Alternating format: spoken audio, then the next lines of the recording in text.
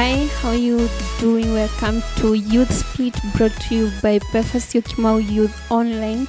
I am your host, Sharon Jogo. Today we are starting a new series that I'm so excited about it, and it's a topic that is so touchy to every youth out there. And to lay the foundation, I have a friend with me, Amos. Hi. Hi. How are you doing? I'm very fine. Welcome to Youth Split, and tell us more about Amos. I'm Amos, member of Befasio Kimau Youth, and profession, I am a financial analyst. Okay, you're welcome. To start off, I'll start from the book of Luke, chapter 16:10. Whoever can be trusted with very little can also be trusted with much, and whoever is dishonest with very little will also be dishonest with much. And that's it. We are just talking about good stewardship of money, and I'm so excited to have Amos here because I know he's so passionate about money and the way to use money. And before we start off, I want him to tell us an adjective that describes your relationship with money and why the adjective. And while you're thinking about it, I'll give you mine. I think my relationship the adjective is complicated, and it's because some seasons I'm good with money, others I just can't. Where I'm good at saving, other seasons I'm absolutely not. Other seasons I'll think of investing, starting a business, then others I'm just not. And I have no idea how I spend my money. So yours? I'm not sure mine's an adjective, but it's a word. Okay. I'll go with freedom. Mm-hmm. The reason being, with money comes freedom. With money comes the power and the resource to actually put out your agenda on what you actually want to see happen.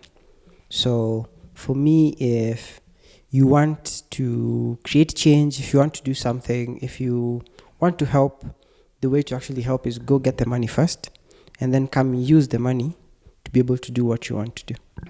Okay, that I didn't expect that, but it's okay. So have you always been like that, or how has your background shaped the way you view your money right now? I wasn't always like that. I was huge into fashion. I was huge into, I like things. I was, let's say, consumer centric. Then after a certain point, it got to me that consumption is not everything. So I started looking into what do you need to do to actually do the bigger things up and after. Let's say you've already bought all the cars you want, you've already gotten the house you want, all the clothes, then what? So there's, in terms of utility or how much effect you can get from all the things you'd like to buy, let's say move to Muthaiga, move out to the country, move to London, up until a certain point, there's a certain level of happiness, or as a person, there's a certain level of, I'll revert back to the agenda. There's that agenda that you want to see happen. So after you've already bought all the products and all this property, then what? Yeah. And before we get to the agenda where you have the money and you're thinking, let me get this and this. So in your mind, before you get your money, because I think it can be easy how making money, but the way you spend it is a big question. Yeah. So you have to spend money to make money. So that's number one. however, is as she's bringing it out, is what are you spending your money on? So there are guys who are huge on buying. You want to buy the newest Jordan. You want to buy the newest PlayStation that's just showed up. You want to buy the new red shoes that Givenchy's just let out, or these new brands that everybody wants to wear, Gucci, whatnot. But there's somebody else who's also spending money, but they're putting it in shares, they're putting it in bonds, they're putting it in real estate. You're both spending money, but there's one person who's going to be able to spend it in a way that it's going to give them more money. And actually, also these products that you're buying, you're spending that money to give someone else the money. So it's money in, money out. So you want to get to a point where money in and money stays with you. More money. Yes. Money in and more money. Yes. And obviously, like for me, I am those people not so long ago. I used to think that I'll start investing. First off, I think investing was such a far-fetched idea. And I was like, if I get this certain amount of money, like big money, that's when the idea of investing will start. And I think that's a very big conception where we have money, but even though it's 100 bob, but you don't see the value. You don't see the value of that 100 bob. Have you had that misconception? Yes, because let's begin first by saying we live in a society nowadays that it's knowledge centric, and your access to big information is there and in a huge way, and it's media focused, and media does not show these small things, they only show the big things. So you grow up thinking that big things matter, small things don't. So you always, if your dreams, they're always about big things. If we called Sunday school kids here and we asked them, what do you want to do as a profession? Everybody will have, I want to be a doctor, I want to be a neurosurgeon, I want to be a pilot.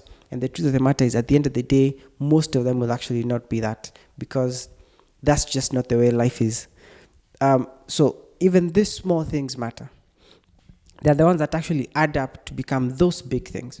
So I always thought I want 1 million shillings. Then when I get 1 million shillings, that's when I start doing something. And you find out that how do you make 1 million shillings? It is 1,000,001 shillings. If it's 1,000, how many thousands do you need to make 1 million shillings? How many 500s do you need to make 1 million shillings? When you start thinking like that, then you're moving towards the right direction, where these small things begin to make sense to you.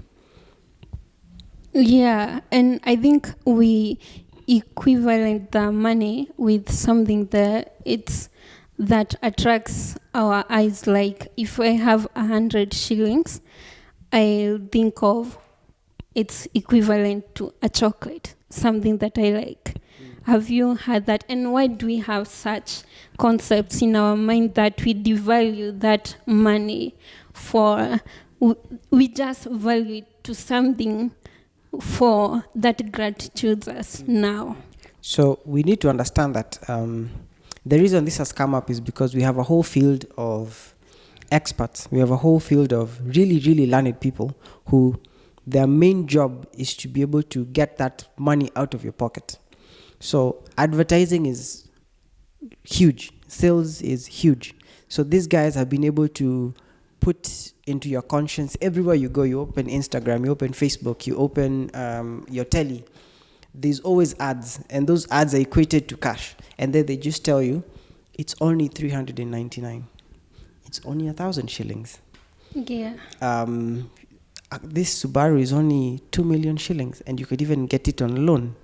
So they have made people's conscience so equated to a consumer state of mind, such that each money that you get, you equate it to shoes, you equate it to clothes, you equate it to getting something. Yeah, and I think that's a very bad outlook on money, because if, for example, I consume this amount per day, and I think if I just spare 10 bob in per day, then in the whole week I'll have saved like 100 bob, but we are not for that mentality, which I think it's scary for a youth thinking that we are just seeing now, and our investment is something that is far-fetched. And I think that's something that we should start on, like thinking about and questioning things that we have been fed, and thinking where I am and where I want to go. Because I think if you don't look where you want to go, then I think the consumer mentality will just overtake your whole being, and you will just be a consumer without thinking much. Let me just add something on top of that. So we've gotten into a situation where society is hugely on a YOLO perspective. You only live once, yeah? So we're finding that right now, which is about around that time when you should be thinking about how to be able to set yourself up, because when you're youth, you have the least amount of responsibilities you will ever have in your life.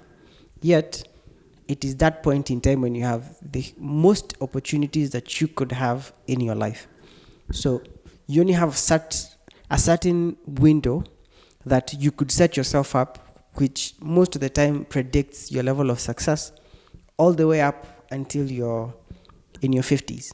The guys who usually live in these huge houses we see in Runda, Muthaiga, if you ask them, most of the time, they started planning during their youth.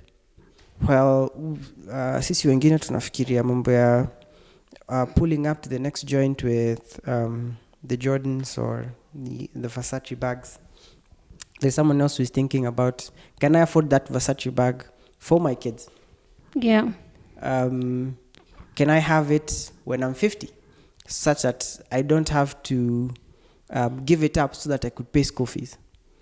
Can I have that V8 that you want, yet still buy it cash without struggling, yet still take my kids to Pioneers and this Hillcrest schools? But then, if you want that V8 now, what ends up happening is your kids will end up just going to this regular spots in schools. That's true. And I read a quote yesterday where a very influential pop culture artist has said, if you can't buy it twice, then you can't afford it. And I think that's like the whole mentality. So what do we need to do like now so that we can realize our future goals? So first off, I will just start off by, I think we need to break this down all the way from the top. Then if we look at it, we'll get to a point where we now get on an individual basis. So I feel like for me, so I will approach it from that perspective. I usually like seeing the big picture first, then what is my part in the big picture. So first off, we'll use Kenya as our basis ground because this is where we're at. We find like now the youth, most of us will say that jobs have been really hard to find.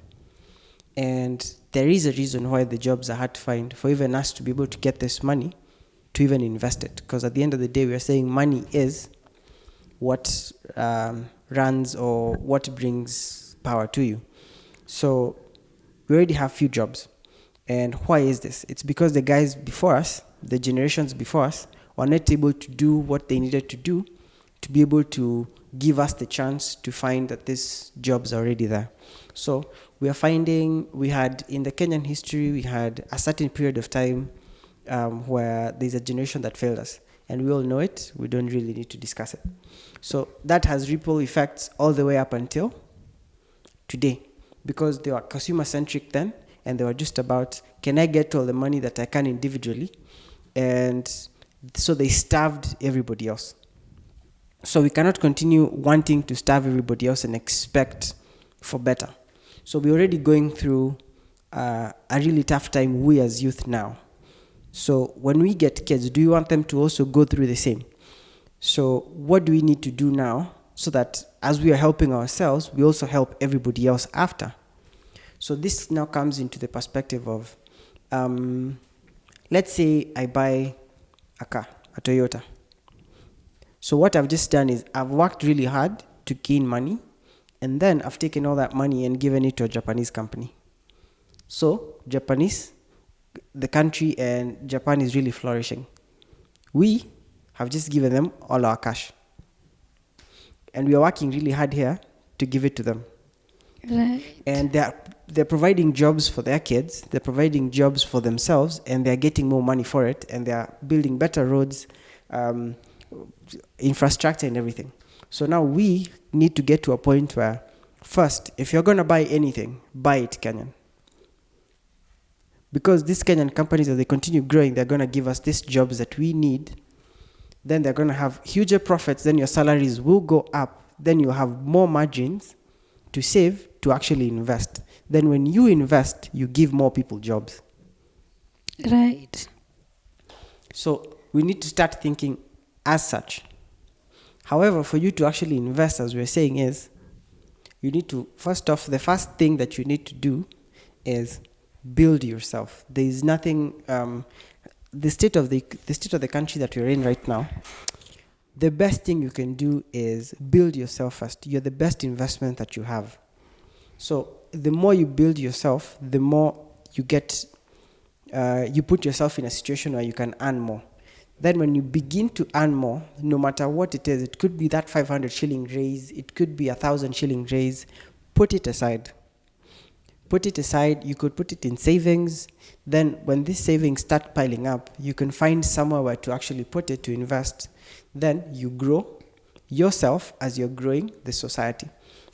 There's this thing that has been going around that it says, it was the Darwinian principle for the stronger survive, and you need to sort for yourself. However, it's already been discovered that that's half of the equation.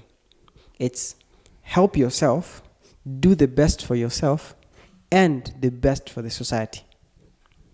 You have to do both. Yeah.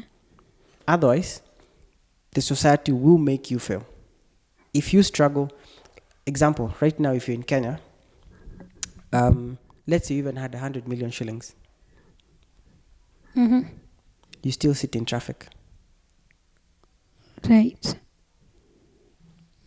Let's say you had 100 million shillings. If you go to the hospital right now, you still find a backlog. You find less doctors than you actually need. So you're not really helping yourself that much up until a certain point, and then there's a ceiling. However, what if instead of putting that 100 million shillings in your bank account, you actually put it out and invested it? It will grow out more. But now that's the big picture. Now let's take it down.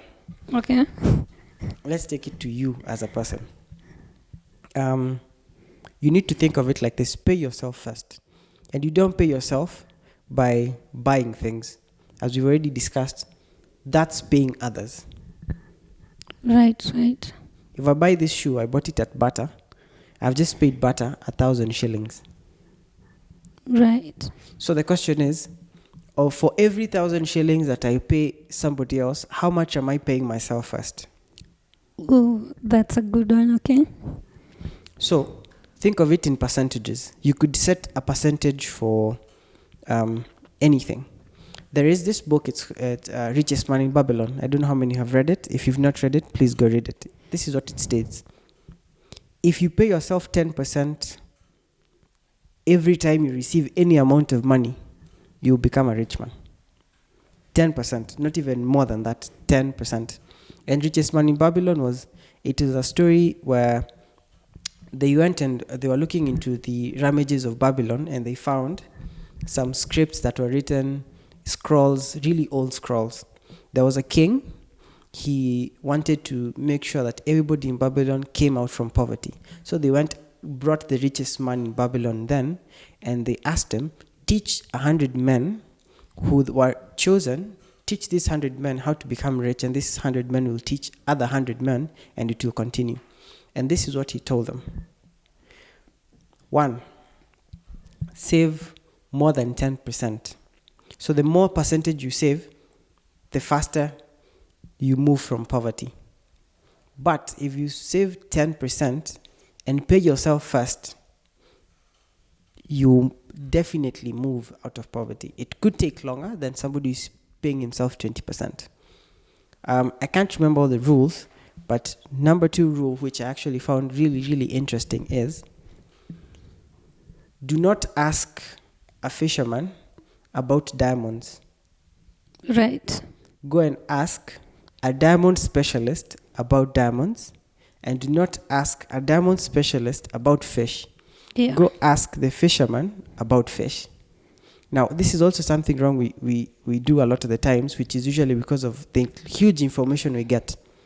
We are huge into this get rich schemes that are everywhere, where somebody tells you, I was a computer guy in uni, and I dropped out, and I started this business, and I do forex, and Bitcoin. Yeah, and cryptocurrencies. Yeah. And I'm rich now. Give me your money. I'll manage it. Right. 90% of those things fail, if not even 100. I'm just using 90 but a huge percentage of those things fail because we are asking the wrong people for the wrong expertise that they do not have. Right. It's like starting somewhere. People say you can't, for example, start a church out of your testimony. Not Exactly. everyone will fit in that. And we find we tend to do this with money, but we don't tend to do it anywhere else. There's no one who will go to a hospital, find a carpenter, and tell this carpenter, please solve my medical issues. But we will do the same with our money. I don't understand why. Yeah, that's so good. And I know he would be the right guy. Now that brings us to describing our needs versus our wants. Yes. So, this is now a psychological discussion where you actually need to look into yourself. Nobody will be able to tell you what is needful for you because everybody is different. So, you need to look within yourself and find out what really matters to you. Now, one thing that mostly matters to most people is family. Yeah. Which involves parents, the spouse you'll get later, and your kids, and your distant relatives. So most of the people don't think about that will be their most important relationships and the most important thing in their lives. And since it's not here now, and your parents can take care of themselves, you don't really think about later and how they will affect you. As to the reason I was saying, right now is when you don't have responsibilities, so you need to set yourself up to now deal with those responsibilities for the relationships that you'll have later. Because we're in a generation where kitambo, your kids would depend on you only up until a certain point, maybe 14, 15. But we are now in a point where your kids will depend on you up until a point of like 24, 25, because we are prolonging them, taking them all the way to uni. And during this point in time, they're not making enough money to pay themselves fees, they could supplement you to a certain point. But since we want them to become top tier, we want them to go to the best of these things. And they don't still have the amount of money to be able to pay for these things. So, right. You are the one who knows how many kids you'd like to get. So those are 25 years of how many kids you want to get. What kind of schools do you want to take them to? There was a certain point your parents will now not be working anymore. Are they set up well enough that they'll be able to cater for their own retirement, or are you jumping in? Right. And we think in the perspective of even though I get that family, and you have this wake up call of I want to invest, I think then because you now have a family, that's a responsibility by itself. Then there is certain, as we grow, there are certain responsibilities that come along from the people, from the society. So you need more money or more resources to invest than you'd want now. Yeah. And the value of money keeps on, it can increase most of the time. And from the way the economy is going, obviously the value is going up, I think so. So I think appreciating the now, it's all about appreciating now. However, let me I'm sorry, but I will spill some doom. Okay. My name is Amos, so prophet of doom. It's actually getting harder to get wealthier, because the way the system is set up right now is there's a lot of inequality, and I will explain it really fast. So there are always two elements of things. There's always factors of production and labor. Okay. So there are those few people who we usually call the 10% who own the factors of production, and then the 90% who are labor. So how do they make money? Those people who own factors of production, which are the companies, the land, the ones giving out the jobs, they make their money by profit. The labor make their money by salaries, wages, whatnot. So then comes a big problem in between. The labor side of thing want to make the most amount of money, yet giving the least amount of time so that they could be able to enjoy these salaries that they are making. On these guys who own factors of production, they are making their money from profit, meaning they make their money after they've paid everybody else. So they want to get the most amount of output, yet at the cheapest costs for salaries. Now the biggest problem is demand and supply. We have a huge demand of labor, but a huge supply of jobs. So whatever role you're holding, there's always going to be somebody who's ready to take it for a smaller salary than you. Right. So it's becoming harder to get wealthier, because if you already don't own factors of production like most, you want to get a salary first, then save it up and begin to invest it in factors of production. Begin to start your own company, buy your own land, begin to build buildings, invest in your friends' businesses, buy bonds, buy shares, factors of production. Right. However, the salaries are reducing. And to make it worse, right now the median age in Kenya is 19. So more than 60% of us are 19 years and below, and around that age. So if you think right now when you're 25 all the way up to 30, it's hard to get a job, the generation that's coming after us, it's going to get tougher. And that means there are more people who want jobs. So if you think your salary is less now, the guys who are coming after us, their salary will be way less, unless we do something about it. Yeah. I think that's what you were speaking about, investing in us, and instead of working so hard to give the money that we've worked so hard for to other companies. So now there are two ways to invest in us.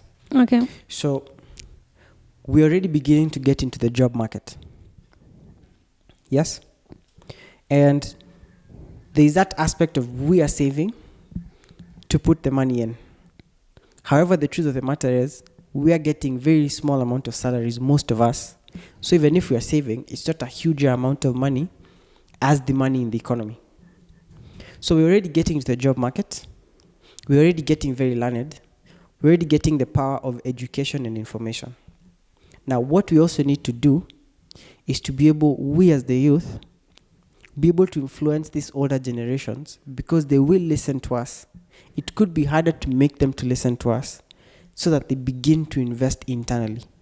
Because the generations that we have that have started getting some amount of money was the generation that just came, or most of them also are during that period of time when we were saying there's a certain point in our country when things were tough.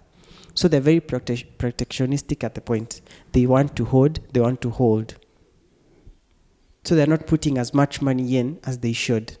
Because psychologically, we understand if you come from a hard place, you act as such. Right. Now we need to be able to make them comfortable and show them and build this confidence in them that, guys, you need to put money back. And these are the guys who will actually invest in you. You're told when you start a business, the first people you should ask for money are your friends, your family, and guys around you. Right. Give them equity positions in your business. And that's what the youth we need to be doing. And do it well. However, it's a process of, we should be patient first. Right. But it's a process of proving yourself. You need to, I met a guy who, he's from a high net worth family, and he actually changed my whole perspective. So his parents had been investing fully on real estate. But real estate, he thought, was not the best place to put 100% of your cash. He thought you should also buy shares and invest it outside the country. But then his parents wouldn't believe him. So what he did was he went as far as to go to business school. Okay. He got himself into business school. He went and performed very well. He went and came back with the knowledge to the point when you come and have a discussion later and tell them, not only are you just telling them an idea, but you're backing it facts with, this is what I have to show that I know what I'm talking about. Yeah. And that's that aspect of saying you have to pay the price for the agenda you're trying to give. And now that's the hugest problem also that we're having in this generation, where you're saying, well, most people are just like, everybody should conform to me. So we are not on the whole paying the price first. We want to everybody else pay the price, and then I get the rewards. Yeah. And in this whole discussion, I get sacrifice, I get patience, I get discipline. And discipline is very, very major. If you actually don't have discipline, you cannot make it anywhere. Right. And these, I told you that this is a foundation, but it looks like, we are just starting. But this is a very good discussion where we just want to grow as the youth, and you need that information and the push to be where you want to be. And because I can tell that the time is so much spent, I don't know what you haven't said and you had intended to say. Just really quickly, I'll just say, watch what you spend. You need to spend money to make money, but then again, how do you spend that money? Invest in multiple places to reduce the risk. If just simply, if I gave Shelmith and 2 other people loans, I have a higher chance of collecting back my money, or even if not all of it, some part of it, more than if I gave Shelmith all my cash. Because if something happens to Shelmith and she's unable to pay me, 100% of that money is lost. But if I give you 33.3, and 2 of you pay me, that's 66.6. Right. And I've only lost 33.3. So invest in multiple places. Then work with people who are more financially literate than you. Right. You need to be in the room where you're the stupidest person, where you're always learning. Right. And just to comment on that, we feel like we already know about money and investing in, but in reality, we don't know. I'm a financial analyst, so this is what I do for profession. And even me, I can tell you, I even don't even know what to fully do with money. I walk into some rooms and guys, I'm telling you, out here, there are guys who know how to make money. So you need to get to those positions where you get to be friends with those guys who become your mentors. And just by talking to them, they open up your mind and you think about things totally differently. Right. And last thing is pick up more responsibility. If you pick up more responsibility, you get up more reward. You don't get more reward by picking less responsibility. Right.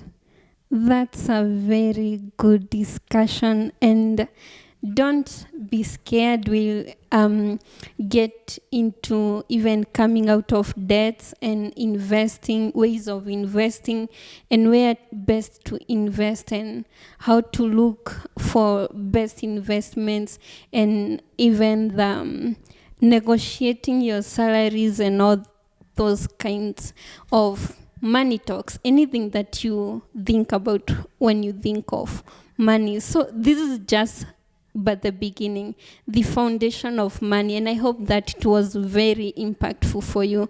And you have even thought through your relationship with money and where you want to go, where your goals are and where you are, and the ways of growing to your goals. So thank you so much, Amos. You're welcome. Yeah, that was such. Thank you again for coming, and it was very insightful having you here. And that's it for this youth split. Till next week. Bye.